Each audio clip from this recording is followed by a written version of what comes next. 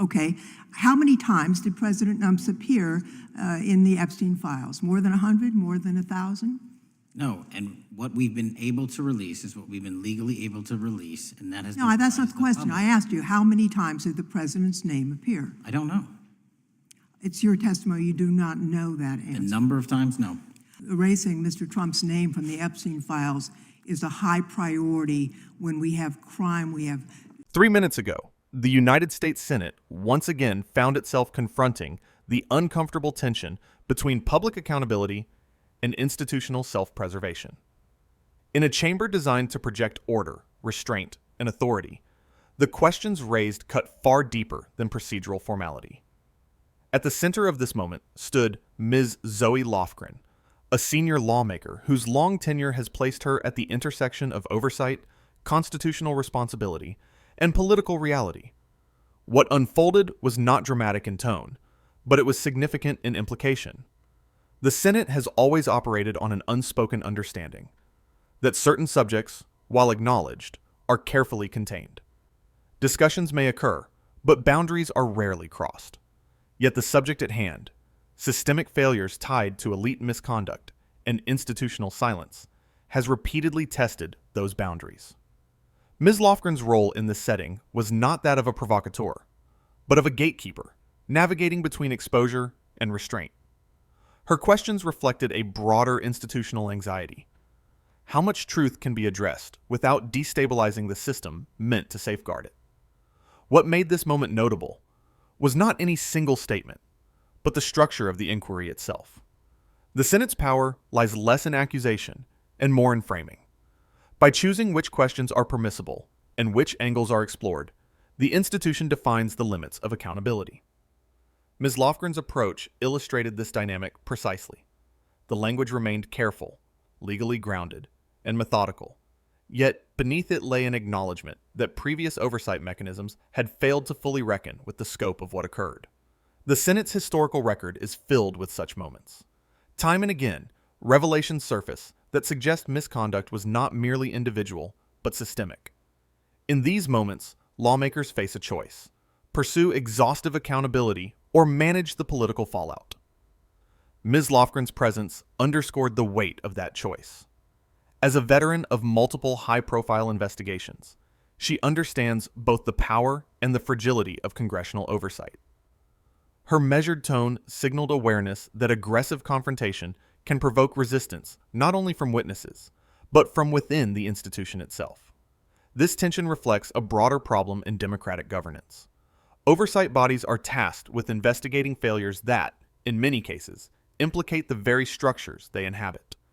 The Senate must ask hard questions while preserving its own legitimacy. Ms. Lofgren's questioning demonstrated this balancing act, seeking clarity without igniting a confrontation that could fracture bipartisan cooperation or expose deeper institutional vulnerabilities. Equally important was what remained unsaid. Senate hearings often communicate as much through omission as through speech. The absence of certain names, timelines, and follow-up demands pointed to unresolved questions lingering beneath the surface. These silences are not accidental. They are the product of legal caution, political calculation, and institutional habit. Ms. Lofgren's role was emblematic of this reality, advancing the inquiry just far enough to acknowledge concern, while stopping short of dismantling the protective barriers that have historically shielded powerful actors. In this sense, the Senate functioned less as a courtroom and more as a pressure valve. Public concern is acknowledged, tension is released through formal questioning, and the system absorbs the shock without fundamentally changing. Ms. Lofgren's participation reinforced this pattern. Her experience grants her credibility, but it also binds her to the norms that govern Senate behavior, norms that prioritize continuity and stability over disruption.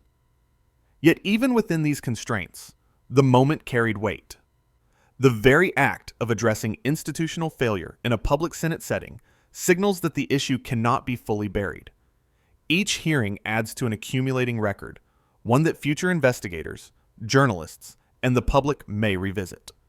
Ms. Lofgren's questions, cautious as they were, contributed to that record. They acknowledged that past assurances were insufficient and that unanswered questions remain embedded within the system. Ultimately, this Senate moment illustrated the paradox of democratic oversight.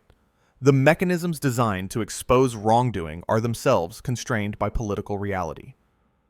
Ms. Zoe Lofgren's role highlighted both the strength and the limitation of the Senate, its ability to bring issues into the open, and its reluctance to pursue them to their most destabilizing conclusions. The significance of the Senate's posture in moments like this lies in its ability to normalize discomfort without resolving it.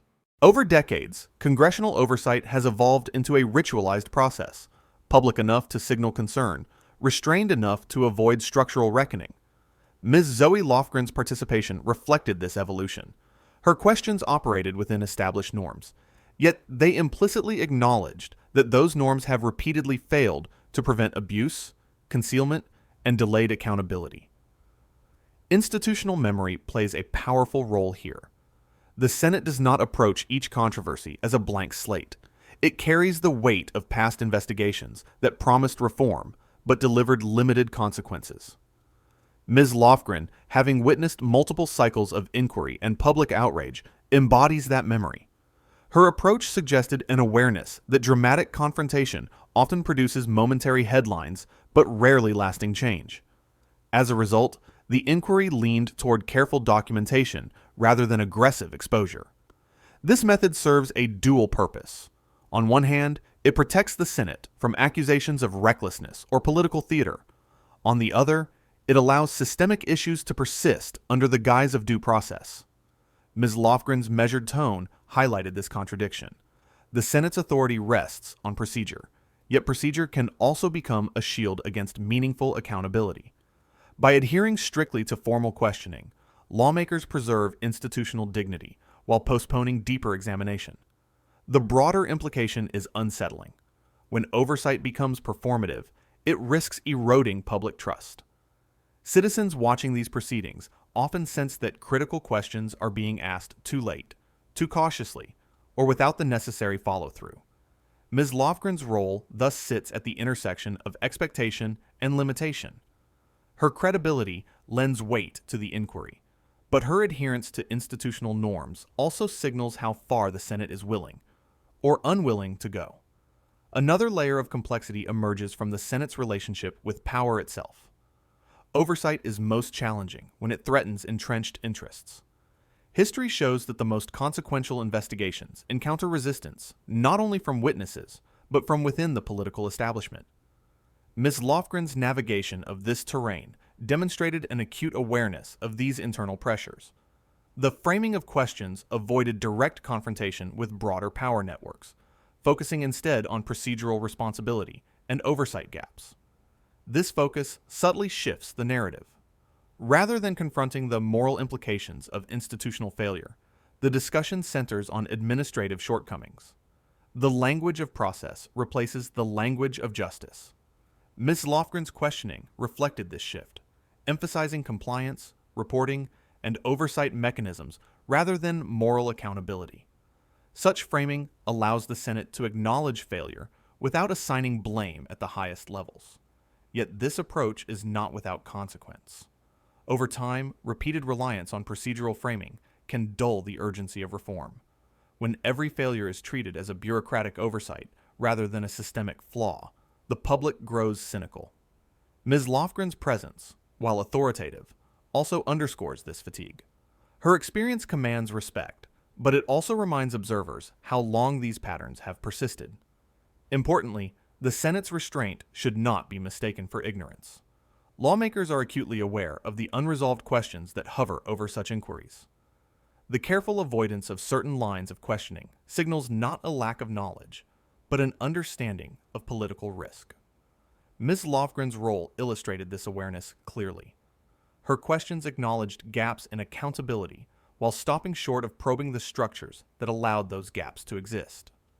This moment thus reflects a broader democratic dilemma. Oversight institutions must balance transparency with stability, exposure with preservation. Ms. Lofgren's participation demonstrated how that balance often tilts toward caution. The Senate moves incrementally, documenting concern while deferring decisive action.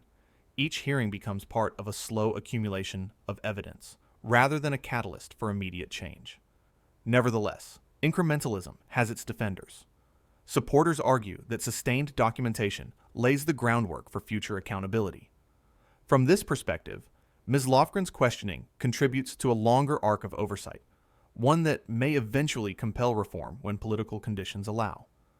Whether this optimism is justified remains an open question, but it underscores the strategic patience embedded in Senate culture. In the end, the Senate's handling of this moment reveals an institution grappling with its own limitations.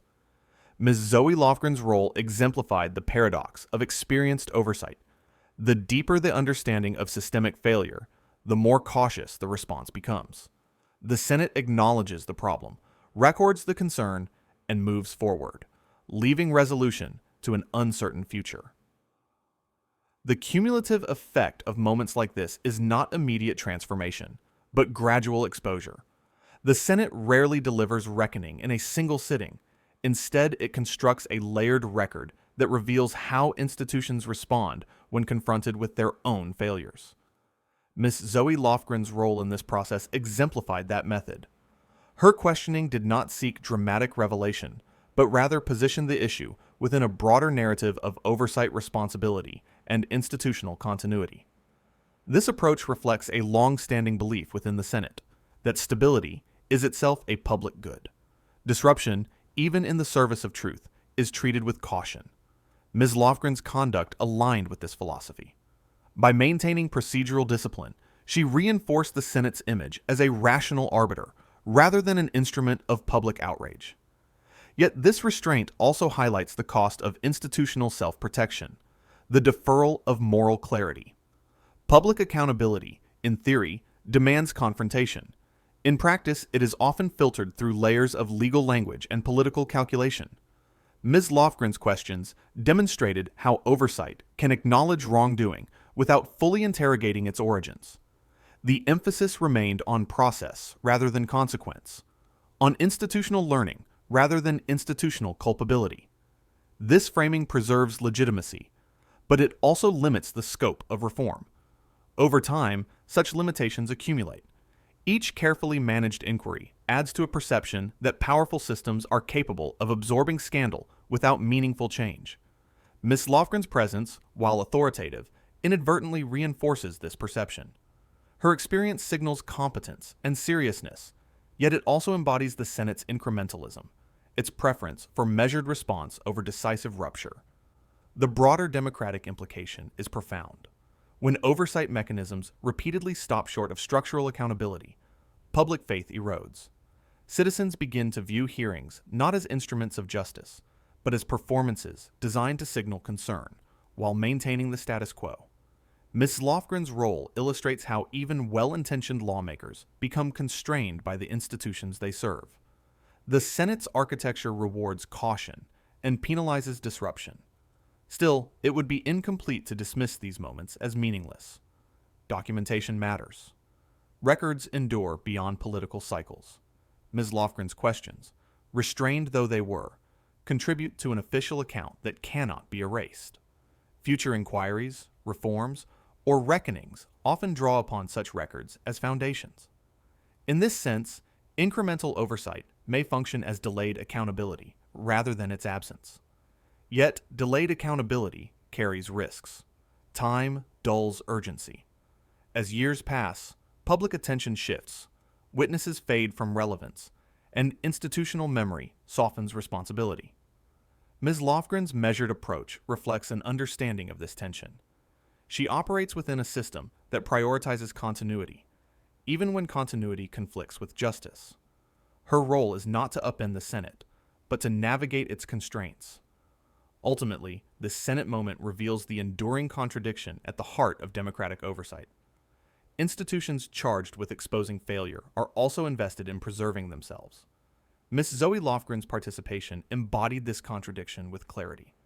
Her questions acknowledged that something had gone wrong, yet they also demonstrated how difficult it is for the Senate to pursue truth without undermining its own foundations.